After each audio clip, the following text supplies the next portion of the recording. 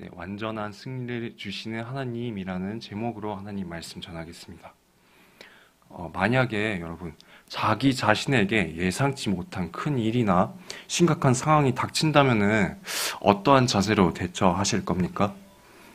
특히 저의 경우에는 만약 심각한 상황이 벌어진다? 그러면은 남들보다 혼란을 좀 더 많이 느끼는 타입인 것 같습니다. 한 번은 이런 일이 있었는데요. 신대원생으로서 이런 말씀 드리기 좀 부끄럽긴 한데, 한 가지 고백을 하자면은, 얼마 전에 이제 신대원에서 시험을 봤는데요. 시험을 치기 하루 전에 제가 공부를 했었습니다. 그 시험이 그냥 일반적인 쪽지 시험도 아니고, 학기 말에 치는 가장 중요한 시험이었는데요. 그래도 이제 제가 신대원에 온 이유가 있지 않습니까? 제가 하나님에 대한 열망을 가지고 있고 또 하나님에 대한 지식을 공부하려고 신대원까지 오게 된 건데 손을 놓고만 있으면 안 될 것 같아서 나름대로 그 주어진 하루를 이제 시험 공부에 투자하면서 시간을 보냈던 거죠. 그렇게 이제 낮에는 열심히 집에서 공부하고 이제 다음날 있을 시험을 위해서 밤늦게 학교 기숙사로 갔는데요. 거기에 이제 밤에 보니까 제 방 룸메이트 형님 한 분이 이제 계신 겁니다. 그래서 이렇게 대화를 나누다가 제가 열심히 시험 공부를 위해서 필기한 거를 이렇게 보여줬었는데요. 그 형의 반응이 좀 이랬던 것입니다. 진우야, 시험 범위가 거기가 아니야. 그래가지고 그 말을 듣는 순간에 어떻게 되는지 아십니까? 사람이 몸이 먼저 이렇게 반응을 하는 것 같습니다. 충격을 받으면. 일단은 시야가 좁아지고요. 그러면서 머리에 이제 현기증도 나고, 이제 숨이 가빠지면서 충격을 받아서 이렇게 숨이 쉬어지는 겁니다. 그러니까 한마디로 패닉 상태에 빠졌던 거죠. 기껏 열심히 공부를 다 했다고 생각했는데, 그 공부한 모든 게 소용이 다 없어져 버리니까, 정말 모든 게 허무하게 느껴진 것입니다. 그렇게 가쁜 숨을 쉬다가 이제 정신을 차려보니 시간은 이미 새벽 1시이고 시험까지는 이제 아침 8시에 시작이었어가지고 정말 급하게 밤을 새서 공부했던 기억이 납니다. 그래서 어제 이제 시험 점수가 나왔는데요. 혹시 시험 점수 물어보신다면은 저는 이제 노코멘트로 답하겠습니다. 어쨌든 거의 모든 사람들은 여러분 예상치 못한 위협과 압박 속에서 두려움이 찾아올 수밖에 없을 겁니다. 위기감을 느끼는 거죠. 내가 시험 공부를 다른 데를 공부해서 F를 받을 수도 있겠구나. 아니면은 내가 어떤 일을 실수해서 내가 어떤 일을 그르쳐서 내 직장 동료, 주변, 이웃, 심지어는 가족들에게 눈총을 받을 수도 있겠구나 하면서 이런 내 마음을 옥죄어오는 기분을 느낄 수 있게 되는 것입니다. 제가 이렇게 성적을 F 받느냐 마느냐 하는 문제 때문에 이렇게 기분이 오락가락할 수도 있는 건데 만약에 자신의 목숨뿐 아니라 내가 속한 공동체 전체의 목숨이 걸려있는 문제에 여러분 직면하게 된다면은 그 부담감과 충격은 말로 표현할 수 없을 것입니다. 바로 오늘 본문에 등장하는 히스기야 왕의 상황이 딱 그러합니다. 히스기야는 여러분들이 아시는 대로 25세의 젊은 나이로 왕위에 올라서 쭉 하나님을 위해서 노력했던 믿음의 사람입니다. 히스기야는 11조가 하나님께 온전하게 드려지기를 힘썼고요. 이스라엘의 우상을 깨트리고 절기를 지키는 아주 그 당시에 있어서 대대적인 개혁을 펼침으로써 이스라엘 백성들이 하나님만을 바라보게 했고 또 하나님께서는 그런 히스기야의 열심을 받으시고 유다를 형통하게 만들어 주셨던 것입니다. 그러던 히스기야에게 있어서 정말로 인생의 큰 시련이라고 해도 과언이 아닐 사건이 하나 찾아오게 됩니다. 바로 아수르의 사네립 왕이 유다 왕국을 침략한 일이었죠. 아수르는 이미 북이스라엘을 멸망시킨 적이 있었는데요. 이제는 유다를 침공해서 그 지역에 무려 46개나 되는 성읍들을 모두 점령해버리고 이제 예루살렘을 포위하기에 이른 것입니다. 히스기야에게는 그야말로 절체절명의 위기를 맞게 된 것이죠. 히스기야는 만일 예루살렘 성이 정복당한다면은 자기 목숨은 물론이고 많은 유다 백성들이 죽임과 약탈을 당하고 강제로 이제 북이스라엘이 그랬던 것처럼 아수르인들과 강제로 결혼을 시켜서 민족적인 정체성마저 말살된다는 사실을 알았기 때문에 히스기야 입장에서는 결코 물러설 수 없는 상황이었을 것입니다. 이런 상황에서 히스기야는 어떠한 자세를 가졌을까요? 본문에서 히스기야는 자신이 할 수 있는 상황에서 일단은 최선을 다하는 모습들을 보여줍니다. 3절에서 5절까지 보시면은 가장 먼저 식수를 확보하는 동시에 아수르에게 물이 공급되지 못하도록 수로를 막았고 또 성벽을 쌓고 무기를 만들어서 방어 태세를 갖춥니다. 그런데 히스기야가 했던 중요한 일은 따로 있었습니다. 6절부터 8절까지 말씀인데요. 우리 한번 같이 읽어보도록 하겠습니다. 군대 지휘관들을 세워 백성을 거느리게 하고 성문 광장에서 자기 앞에 무리를 모으고 말로 위로하여 이르되 너희는 마음을 강하게 하며 내하고 아수르 왕과 그를 따르는 온 무리로 말미암아 두려워하지 말며 놀라지 말라. 우리와 함께 하시는 이가 그와 함께하는 자보다 크니 그와 함께하는 자는 육신의 팔이요 우리와 함께하시는 이는 우리의 하나님 여호와시라.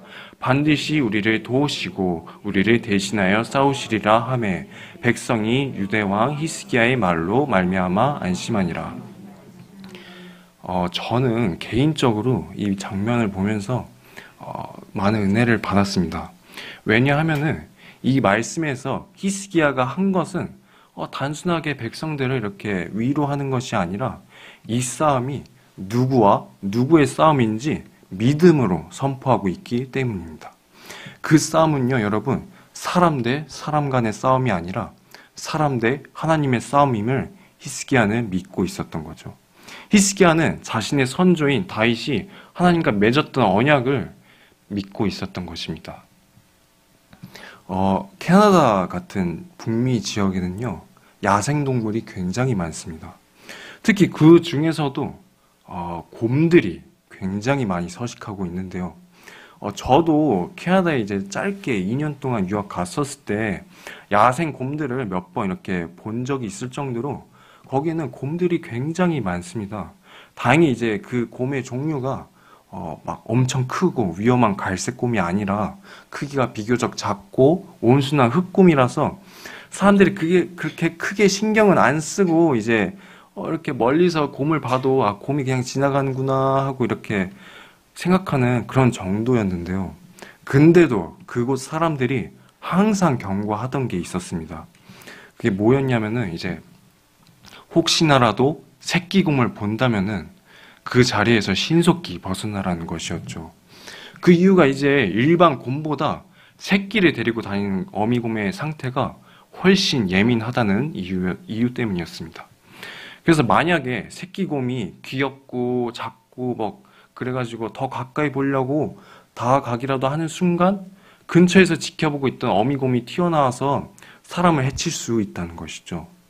만약에 사람들이 새끼 곰만 이렇게 보고 그냥 새끼 곰에게 이렇게 접근을 했다면은 크게 다친 일이 생기는 것입니다. 그래서 우리는 항상 무언가를 마주하거나 접할 때 그것이 우리에게 어떤 영향을 끼칠지 항상 생각해 보아야 하는데요. 그것이 많이 영적인 것이라면 특히나 더 조심해야 할 것입니다. 왜냐하면 나에게 있어서 별거 아니라고 생각되는 일이 사실은 하나님을 대적하는 일이 될 수 있기 때문이죠. 그런 것처럼 본문에서 등장하는 이 아수르의 왕 사네립은 이스라엘 뒤에 누가 지키고 있는지도 모른 채 자신이 거느리고 있는 병사들을 믿고 유다를 정복하려고 하는 것입니다. 이 사네립 왕은요, 매우 교활했습니다. 히스기야가 자신이 할 수 있는 모든 수단을 동원했듯이 사네립도 최소한의 피해를 입어서 승리를 얻기 위해서 한 가지 묘책을 냈는데 그것은 신하를 보내서 유다를 도발해 사기를 낮추는 것이었죠. 그렇다면 어떻게 해야 이제 유다 사람들의 사기를 낮출 수 있지 생각하다가 그들이 지금 이 순간 가장 의지하고 있는 것을 꺾어야 한다는 것을 깨달았고 지금 그들이 절실히 믿고 의지하는 여호와 하나님을 욕하고 비방해야 된다고 결론을 내린 것입니다. 그래서 사네립은 신하를 보내서 이제 예루살렘 성으로 보냈는데요. 그 신하는 성에 도착해서 유다 사람들에게 이런 식으로 말합니다. 너희들 눈으로 직접 이 상황을 한번 봐봐. 우리 군대는 너희를 다 포위하고 있는데 너희의 하나님이 구하실 수 있겠어? 우리가 다른 나라들 정복하러 다녔을 때도 다 니들처럼 신들을 찾았거든? 근데 결국에는 우리한테 다 멸망당했어. 이렇게 말하면서 유다 백성들로 하여금 하나님의 권위에 대해서 의문을 품게 만드는 것입니다. 이 아수르 전령의 말은 꽤나 논리적이고 그럴듯해 보입니다. 이 방법이 실제로 꽤 효과가 있었는지 예루살렘 성 안에 있는 백성들이 이 말을 듣고 막 되게 괴로워했다고 나와 있죠. 사네립이 꾸민 이 계획은 성공하는 듯해 보였고 이제 예루살렘 성에 딱 진격만 하면 되는 지경에 이르렀습니다. 그런데 이 싸움의 결과는 다음 2절 안에서 모든 게 마무리되었는데요. 본문 20절과 21절 말씀입니다. 우리 다 같이 한번 읽어보겠습니다.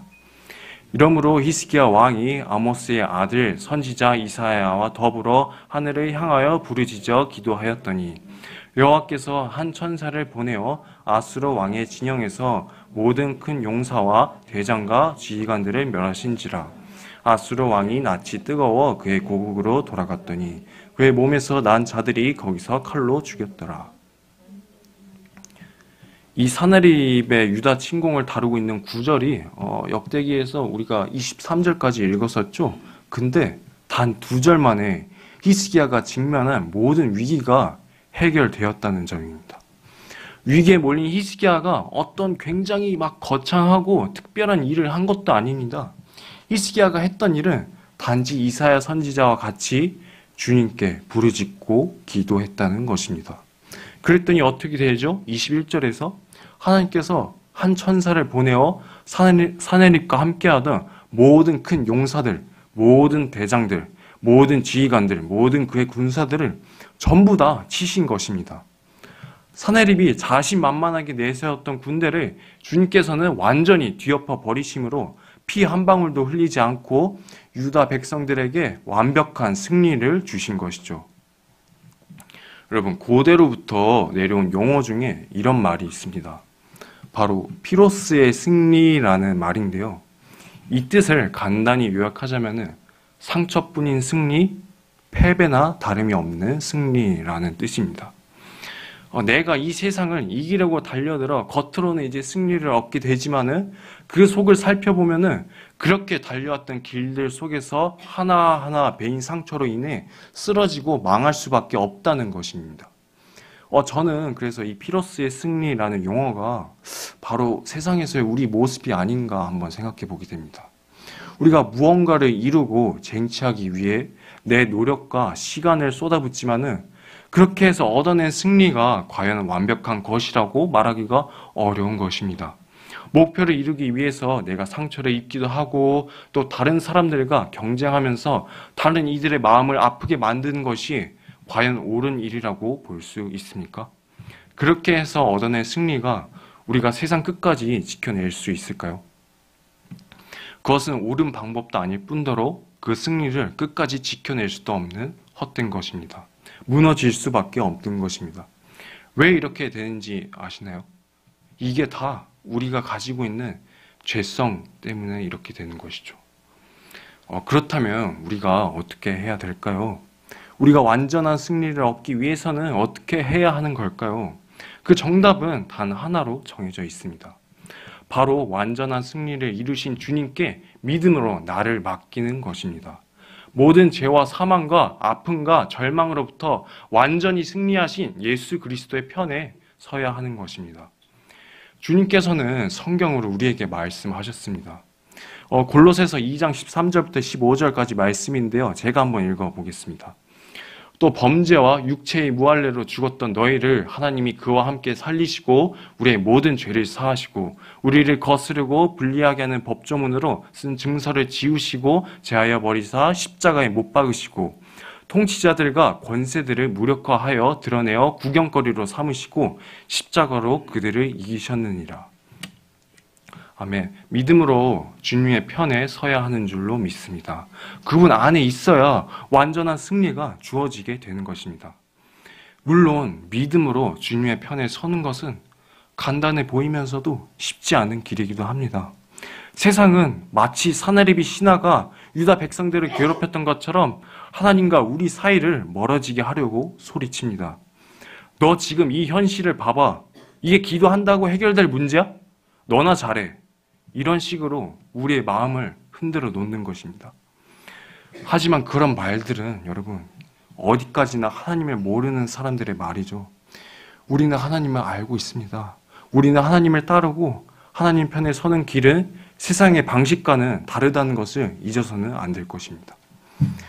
말씀을 준비하면서 우리 이번 청년 청소년 수련회 본문도 같이 이렇게 떠올랐는데요. 엘리야가 바알 선지자 450명과 대립하는 장면이죠. 제가 17대 1은 어디서 본 적은 있는데 450대 1은 정말 생소합니다. 싸움 자체가 성립될 수가 없죠. 심지어 제단에 불을 붙이는 내기에서도 엘리야는 사람들이 흔히 생각하는 방법과 완전히 다른 방식을 취합니다. 불이 붙어야 되는 상황에서 엘리야는 혼자서 이렇게 물을 붓고요. 또 이제 바알 선지자들이 바알 신이 이제 들어달라고 큰 소리로 외치고 막 절규할 때 엘리야는요 주님께 담대히 말합니다. 주님 제게 응답하여 주소서. 주님 제게 응답하소서. 이렇게 담대히 말하는 거죠. 결과는 어떻습니까? 주님께서 직접 불을 내려주심으로 엘리야에게 완전한 승리가 주어지게 되는 것입니다. 바로 이런 게 주님의 편에 서는 방법입니다. 세상의 방식과는 전혀 달라도 믿음을 가지고 말씀대로 살아가는 것입니다. 이제 본문 말씀의 마지막 결론입니다. 22절과 23절인데요. 우리 같이 한번 읽어보겠습니다. 이와 같이 여호와께서 히스기야와 예루살렘 주민을 아수르 왕 사나립의 손과 모든 적국의 손에서 구원하여 내사 사면으로 보호하시매 여러 사람이 예물을 가지고 예루살렘에 와서 여호와께 드리고 또 보물을 유다 왕 히스기야에게 드린지라. 이후부터 히스기야가 모든 나라의 존에 존귀하게 된지라. 아멘. 하나님께서는 히스기야와 예루살렘 주민들을 사면으로 보호하셨고 히스기야를 존귀하게 만드셨습니다. 히스기야가 한 것은 하나님 편에 선 것 외에는 없는데 말이죠. 여러분, 하나님께서는 승리의 하나님이십니다. 그리고 오늘 예수 그리스도께서는요, 십자가에서 흘리신 보혈의 피로 말미암아 우리가 얻을 승리를 보증해 주셨습니다. 오늘 여러분 이 말씀을 기억하고 어떠한 일이 있다 할지라도 승리하신 주님을 기억하면서 주님의 길을 걸어가는 여러분 되시길 간절히 소망드립니다.